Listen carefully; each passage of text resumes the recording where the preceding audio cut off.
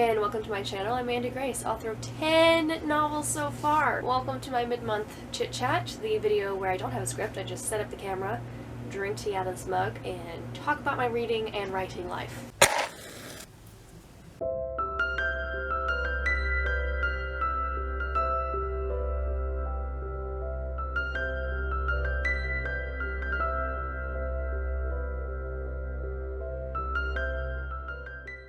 I'm trying to brainstorm a new intro. Two aspects of that. One, I've gotten very used to saying I'm Mandi Grace, author of 10 young adult novels so far, 8 of which I'm rewriting this year. Like, it just rolls off the tongue so easily. At this point, it's just muscle memory. And I'm trying to not say that anymore because it's not the year that I was trying to write 8 books. I'm still finishing those 8 books. I'm on book 6 right now, but it's not the same year. Anyway, so I'm trying not to say that. And then on top of that, the books that I'm writing moving forward, I mean, after I finish the last 3 books of the rewrites, which are still young adult, the books that I'm writing moving forward are going to be adult, and also taking a serious look at my rewritten Robin Hood books.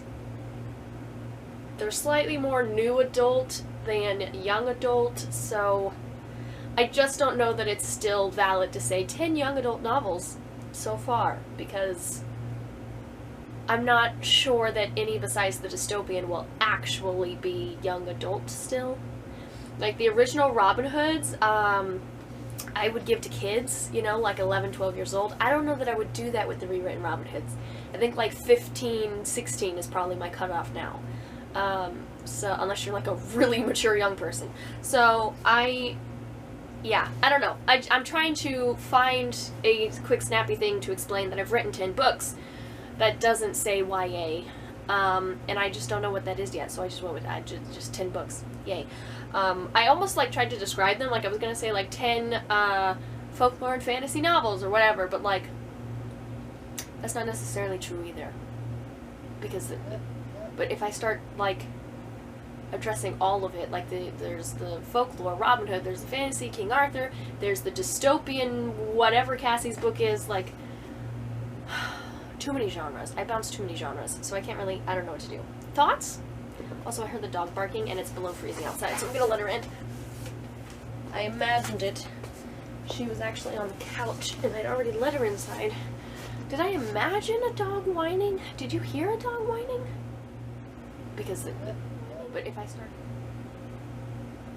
Am I crazy? Okay, anyway.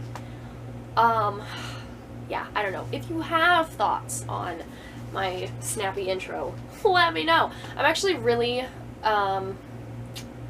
not savvy at, the snappy intro or doing outros. The actual, I'm a professional YouTuber sort of situation, which I'm not, but, because I don't know what I'm doing. Anyway, okay, first check-in of 2023 is going spectacularly well so far. I think we're not at all distracted. Reading life. I have been reading. It doesn't look like it because I'm still reading the same book I've been reading for 3 months. But I have been reading almost every day, you guys. I don't know what to tell you. I'm also a fast reader, so I'll sit down for 20 minutes in a day and get through 50 pages, but I only read for 20 minutes in a day, so I only get through 50 pages. So I don't know what to do about that. Honestly, I feel pretty good, because I have started putting reading into my daily routine again, so I'm satisfied with that, but it's also a little disheartening to realize I'm still on the same book. I've also been reading this. This is my, book on professional development situation that I do every month, which I've started my blog on. I've been videoing and reading and whatnot. Doesn't look like it because I'm still sitting on my TBR. And it doesn't have a bookmark in it, but I swear I have been. I can give you timestamps. I could literally show you I've started this video. I don't know why I decided to take this sticker off right now, but I did. Oh, there's another one. No, not the stickers. Ah, there's stickers everywhere. Okay, I'm just gonna put you over there for a second. Anyway, I have been reading. Reading is great. Writing. I have been, let's see, lots of things going on. So I'm getting the, like, official actual edits done on my Robin Hood books that I published last year. Don't question it. Everything was done incorrectly. I learned a lot from the experience. Anyway, I'm doing that this year, and I got book 2 done, and book 3 is with the editor, so we're rolling along with that. I fixed the cover issues with the Tragedy of the Traitor paperback, so it's, like, actually good and live now, because that was an issue for a while. I haven't yet fixed book 5. That's on the January goals. We'll get there. I have been working on it, but it's not, like, officially fixed, and there's not live links, so it's like I'm still working on it.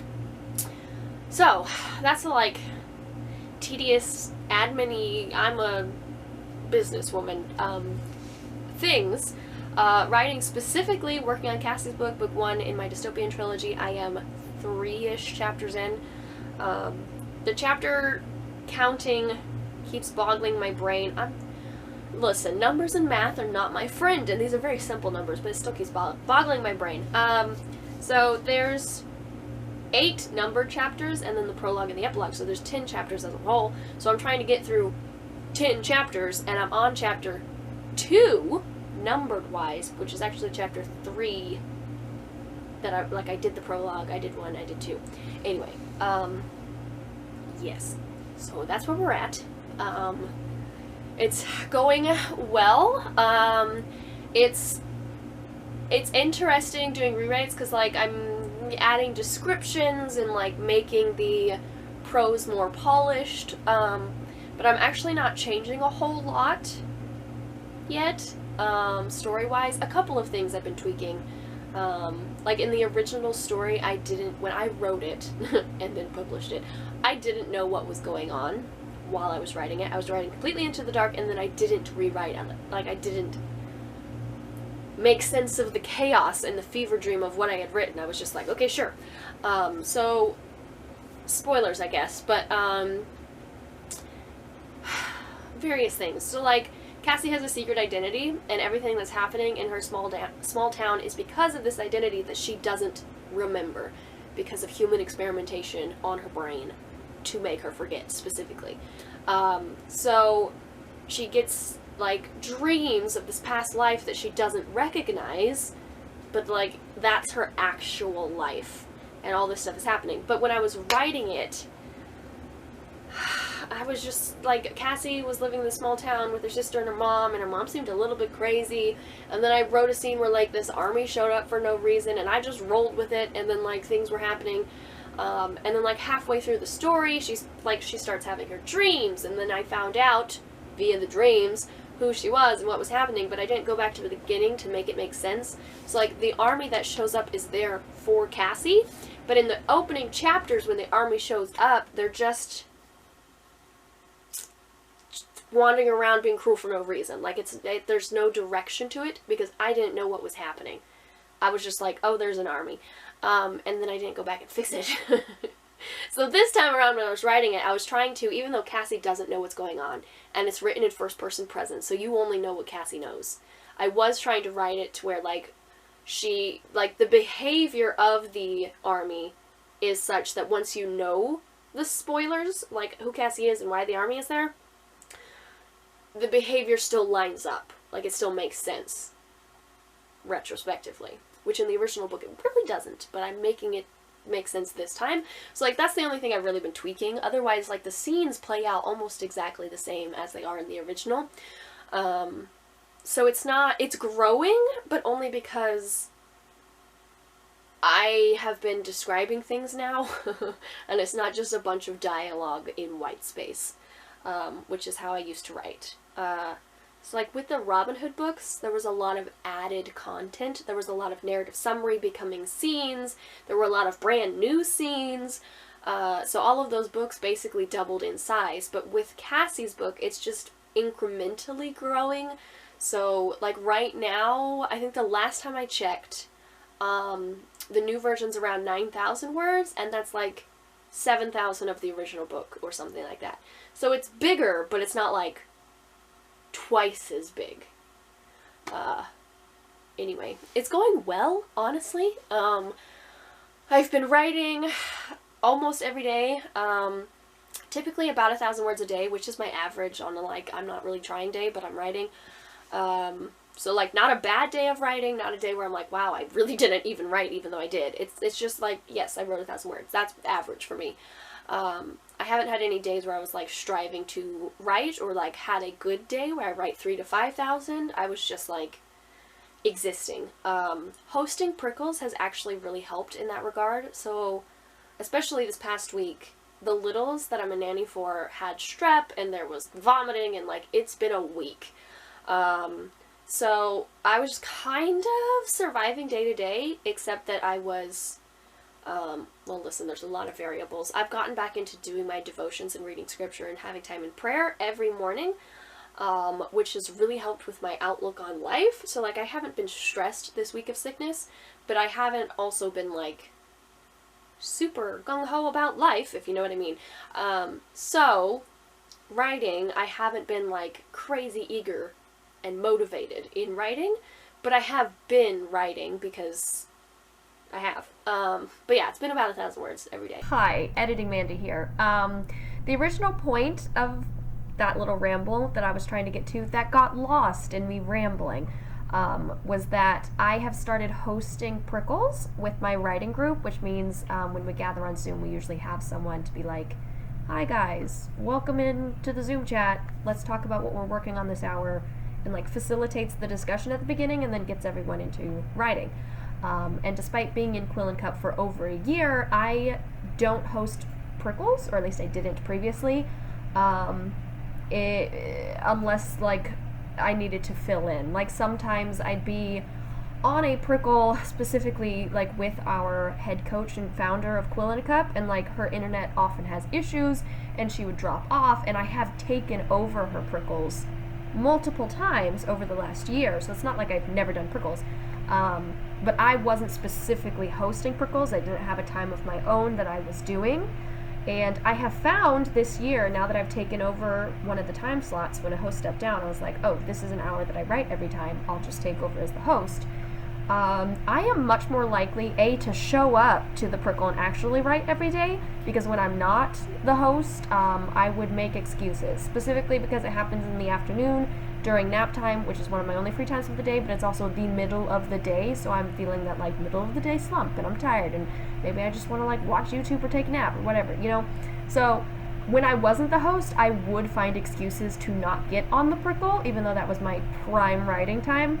And now that I'm the host, I have to show up because people are expecting me. So I show up more often, which means I write more often and more consistently, which is what I was trying to get to at the beginning of that ramble, but I got lost on my way to that point, and I never got there. And B, the second part of that hosting, helping me situation, is that because I am showing up and I have to say this is what I'm working on, I have found that like, communication makes me much more likely to do it. I'm very externally motivated, you guys. That's what I have found hosting Prickles.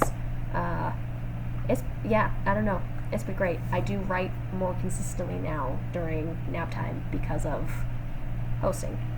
The original book is around 20,000 words, so I should, like, hitting my 1,000 words every day, be able to get through it fairly quickly. Like, it should only take a couple more weeks. I say should. I swear, these chapters are so long, even though the book is only 20,000 words. They just drag on, and I think I might need to, like, cut them up after I do this rewriting situation, because it's really interesting, and it's a fast-paced story, and, like, things are happening and happening and happening and happening, and there is not a break until you get to the very end of the book and you close it.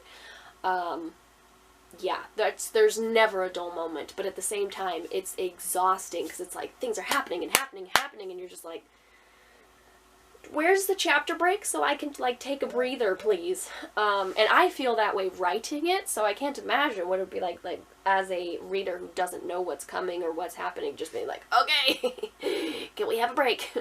So, yeah, I don't know. I'll deal with chapter breaks. That was my phone. I'll deal with chapter breaks after I finish the rewrites.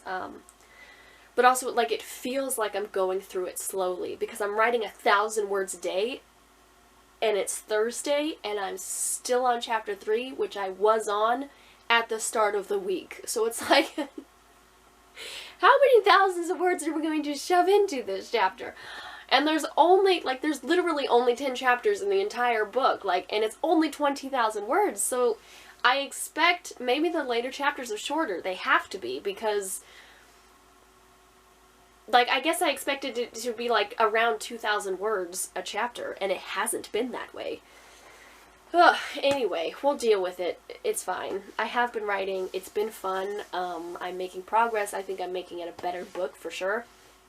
I do think it's interesting that so far Isolated has felt like, despite being a fever dream that I had no idea what was happening and did not, write well, it's still, I'm not changing a lot. It's still a more cohesive story, accidentally, than the Robin Hood books that I just rewrote, where I was, feeling the need to add scenes and, slightly alter plot points to, fit it into a cohesive story arc. And, with this story, I'm not changing a lot.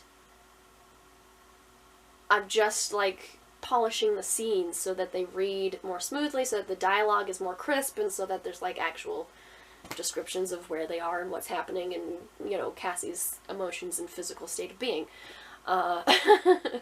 Yeah, I don't know. It's a really fun book, and it has, for however long that my books have been published, it has been one of the favorites and, the bestseller, and, the only one that people leave reviews on Amazon. It's the one that people read, and I can see why as I'm rewriting it, but at the same time, I'm none of it in the original book makes sense. It's all just bananas. People's behavior doesn't necessarily add up. There's a guy that Cassie, talks to at the supermarket in chapter 1 when she's, selling eggs or whatever. That was just a guy at the supermarket. The first scene that I wrote with him. And then, halfway through the book, it was no, actually, he's, her father figure, and, she really respects him, and he's the only person she's vulnerable with, and, all this stuff.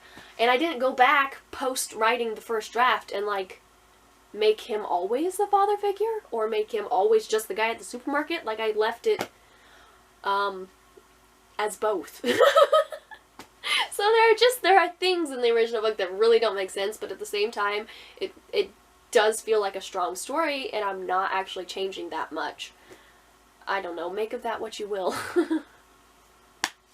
And I wrote it, I'm trying to remember, exactly timeline-wise, and I'm not 100% sure. I could probably look it up, but I wrote it, so I wrote Lucy's Legend and The Story of Gisborne back-to-back, which is now The Legend of the Thief, and The Story of Gisborne. That one didn't change name. And then I might have written Isolated right after that. Potentially. That feels right in my head. I don't know if that is actually right. But it was an early book. And one of the earliest publications. And it's... Camera decided to talk too long. It's fascinating to me, I don't know, I guess the differences between, Lucy's Legend and Isolated, because I wrote them not too far apart, and, the writing style of both is very similar, of the, just dialogue in white space and then some narrative summary situation. Less narrative summary in Isolated, because it's from Cassie's perspective, it's first person, and so, it's just what Cassie's doing, what Cassie's doing, what Cassie's doing. There's very little narrative summary. But, I don't know, the writing style and, the dialogue and the way that I had characters speaking and yada yada, it's very similar, because I wrote them not too far apart in my writing journey. But at the same time, with Lucy's Legend, it went from this tiny little slip of a book to, an actual book-sized book. It's a real book now. And I don't feel like Isolated's doing that.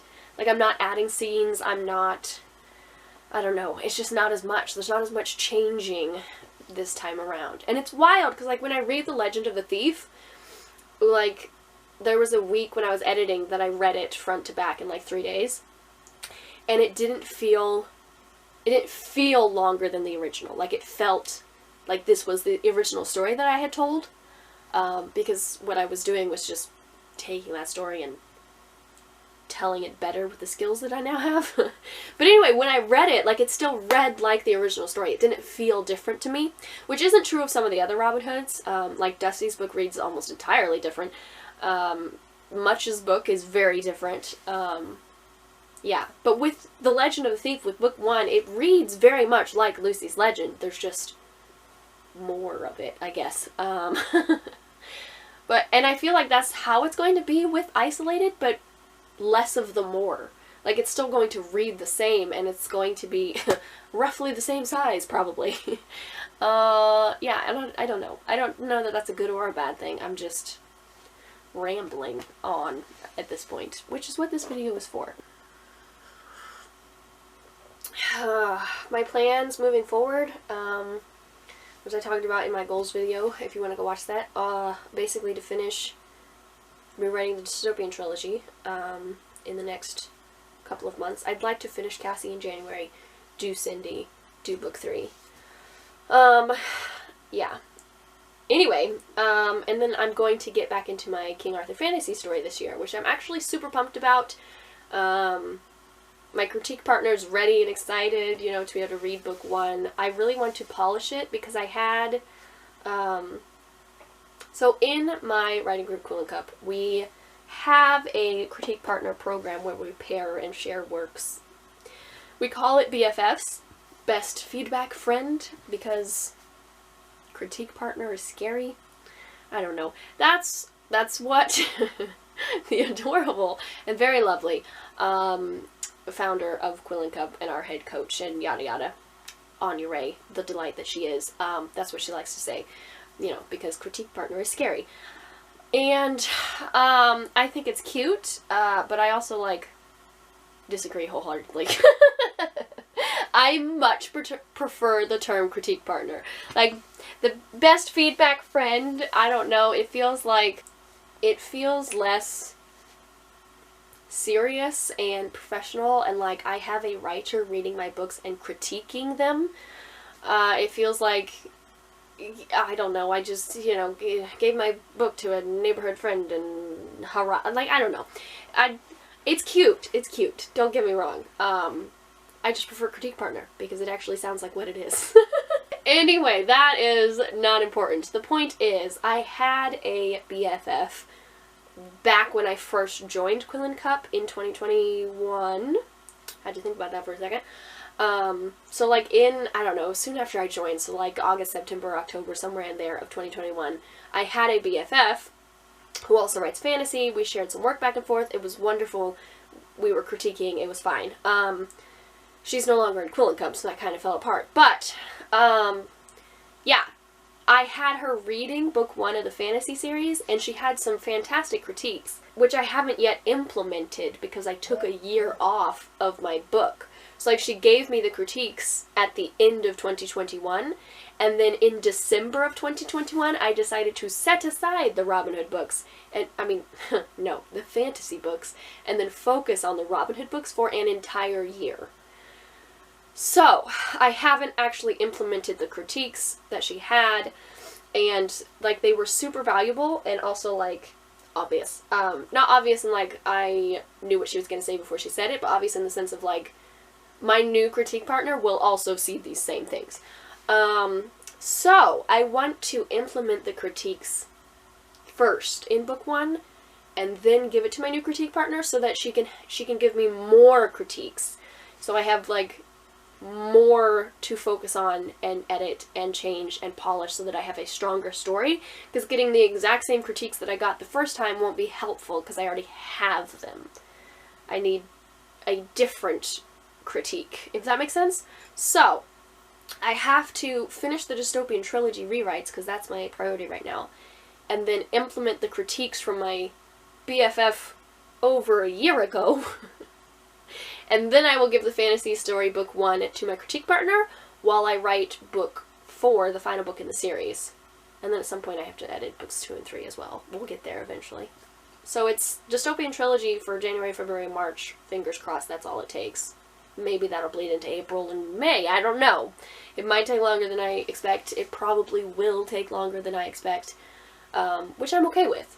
I'm not rushing with these books, to be perfectly honest. I picked a month because they're like 20,000 words long, and I figured I could do that. Book 3, I literally wrote in 9 days. It's the fastest book I have ever written. It's like 35,000 words, which is not a lot, but yeah, I wrote it in 9 days.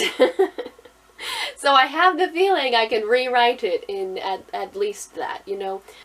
Anyway, the point is, I do believe I can do them quickly, but I'm not rushing through it because I did not give myself publication dates like I did with Robin Hood, which was a problem. I'm not giving myself dates until I finish rewriting them and doing edits on them and getting official edits on them, and then I will get dates and publish them. So, yeah. I don't know what why did I get on this subject? What am I even talking about? Basically, I want to do them in the first 3 months. I'm okay if it takes longer. And then in like, somewhere between April and June, hopefully, I will be implementing the critiques on the first, fantasy book for my critique partner. I don't know. Whatever. I have been, like, on top of reading, writing, my daily devotions and, like, relationship with Jesus, and, YouTube. I have been filming my videos, so, like, came back to work on the 5th, I believe, and between the 5th and the 7th or 8th, I had filmed and edited and uploaded. Some of it was just editing and uploading stuff from December that I had never, like, made into a video. But some of it was filming. I went through and I had videos planned out 4 times a week all the way to the 17th of this month. And then now, like, as the weeks have progressed, I've been adding more videos and, like, scheduling further in advance. And, like, January is gonna be covered, you guys. I'm so excited. Like, I'm back, baby. And I 100% attribute that to my, like, renewing of discipline in my relationship with Jesus, because he is what keeps me grounded and, like, gives my life fulfillment and satisfaction, and therefore I have motivation and energy to do things. So yeah, it's wild how, like, approaching life from a filled cup just completely changes the way that you approach life. I am vlogging the experience of rewriting the dystopian trilogy, which, I don't know, I guess I'll link the playlist below. Yeah, I need to update the playlist now that I think about it. Anyway, yeah, so that's happening. It's the same playlist as the Robin Hood rewrites, because it's the whole, like, rewriting 8 books playlist altogether. But there is the, like, Robin Hood 43, and then the dystopian up to 2 at this point will probably be, like, I don't know, 20 of them by the end of it. But it's all together in one, which might be confusing, but it makes me happy and satisfied, so whatever. My Robin Hood books, minus book 5, are in the description, ebook and paperback distributors, if you would like to read them. The dystopian books will be published at some point this year, probably. Also, I'm writing King Arthur fantasy story, which I'm sure you will love if I ever actually finish writing it and publish it.